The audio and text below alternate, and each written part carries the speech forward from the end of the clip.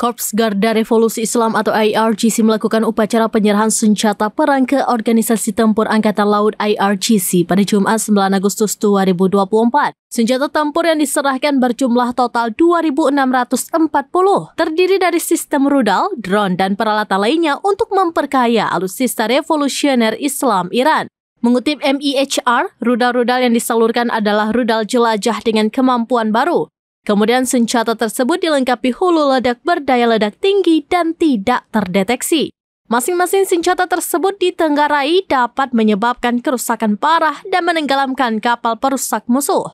Ada berbagai jenis sistem rudal jarak jauh, jarak menengah, pesawat tanpa awak, deteksi dan pemusnahan, sistem peperangan elektronik, radar angkatan laut, dan peralatan tempur lainnya. Dalam hal ini, IRGC hanya memamerkan 210 dari 2.640 sistem rudalnya.